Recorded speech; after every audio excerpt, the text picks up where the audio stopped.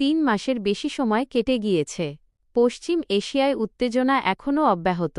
এই 3 মাসে যতটা তথ্য প্রকাশ্যে এসেছে, মার্কিন ঘাঁটিগুলিতে তার চেয়েও বেশি জোরালো আক্রমণ শানিয়েছে ইরান। যুদ্ধ শুরু হওয়ার পর থেকে পশ্চিম এশিয়ায় অন্তত 20টি মার্কিন ঘাঁটিতে আঘাত হেনেছে ইরান। উপগ্রহ চিত্র এবং ভিডিও বিশ্লেষণ করে এমনটাই জানাচ্ছে বিবিসি। গত 28শে ফেব্রুয়ারি আমেরিকা এবং ইসরায়েল যৌথভাবে ইরানে হামলা চালায়। তাতে নিহত হন ইরানের সর্বোচ্চ ধর্মীয় নেতা আয়াতোল্লাহ আলী খামেনেই। ওই হামলার পরপরই পশ্চিম এশিয়া জুড়ে ছড়িয়ে থাকা মার্কিন ঘাঁটিগুলিকে লক্ষ্য করে প্রত্যাঘাত শুরু করে তেহরান। বিবিসি ভেরিফাই এর তথ্য অনুযায়ী এখনও পর্যন্ত পশ্চিম এশিয়ার অন্তত 8টি দেশে গুরুত্বপূর্ণ স্থাপনায় হামলা চালিয়েছে ইরান। তাতে লক্ষ লক্ষ ডলারের উন্নত মানের আকাশ প্রতিরক্ষা ব্যবস্থা ক্ষতিগ্রস্ত হয়েছে। ক্ষতিগ্রস্ত হয়েছে রেডার এবং বিমানে জ্বালানি ভরার ব্যবস্থাও। পেন্টাগনের দাবি, অপারেশন এপিক ফিউরি শুরু হওয়ার পর থেকে তারা ইরানের 13,000-এর বেশি নিশানায় আঘাত হেনেছে। তবে ইরানও ধারাবাহিকভাবে জবাব দিয়েছে। যুদ্ধের খরচ সামলাতে গিয়ে বেগ পেতে হচ্ছে পেন্টাগনকেও।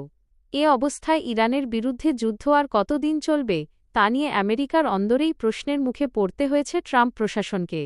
এরই মধ্যে ইরানের সর্বোচ্চ নেতা মোজতবা খামেনেই হুঁশিয়ারি দিয়েছেন, পশ্চিম এশিয়ায় কোনো মার্কিন ঘাঁটি আর নিরাপদ নয়।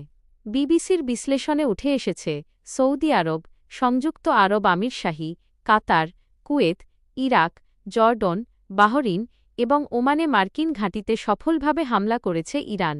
দাবি করা হচ্ছে, অন্তত 20টি মার্কিন ঘাঁটি ক্ষতিগ্রস্ত হয়েছে ইরানি হানায়। বিশ্লেষকদের কারও কারও মতে, এমন ক্ষতিগ্রস্ত হওয়া ঘাঁটির সংখ্যা 28টি পর্যন্ত হতে পারে। এই তালিকায় রয়েছে সংযুক্ত আরব আমিরশাহীর আল রুওয়াইস এবং আল সাদার বিমান ঘাঁটি এবং জর্ডনের মুয়াফফক সলতি বিমান ঘাঁটি। এই দুটি ঘাঁটি মিলিয়ে মোট 3টি অত্যাধুনিক অ্যান্টি-ব্যালিস্টিক ক্ষেপণাস্ত্র প্রতিরক্ষা ব্যবস্থা ছিল। 3টি ক্ষতিগ্রস্ত হয়েছে বলে দাবি করা হচ্ছে।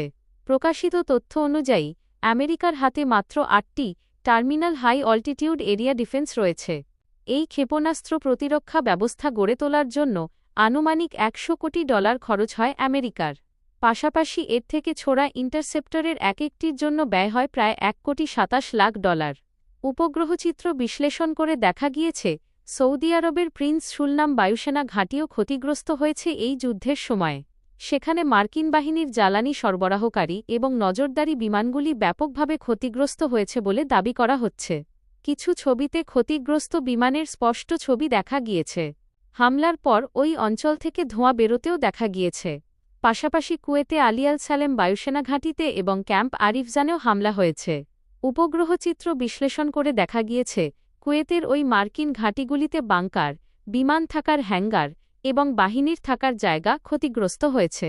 সংঘর্ষের সময় এখানে একাধিকবার হামলা হয়েছে বলেও জানাচ্ছে বিবিসি। ট্রাম্প এবং তার প্রশাসন বারবার দাবি করে এসেছেন, মার্কিন হানায় ইরানের সামরিক বাহিনী প্রায় নিশ্চিহ্ন হয়ে গিয়েছে। তবে সাম্প্রতিক উত্তেজনার পরে সেই দাবি নিয়েও প্রশ্ন উঠেছে। এমন এক পরিস্থিতিতে উপগ্রহচিত্র বিশ্লেষণ করে বিবিসি জানাল, গত 3 মাসে আমেরিকার অন্তত 20টি ঘাঁটিতে আক্রমণ করেছে ইরান। বিশ্লেষকদের মতে, এর থেকে বোঝা যায়, আমেরিকা আগে যতটা স্বীকার করেছিল, তার চেয়েও বেশি জোরদার ছিল ইরানের প্রত্যাঘাত।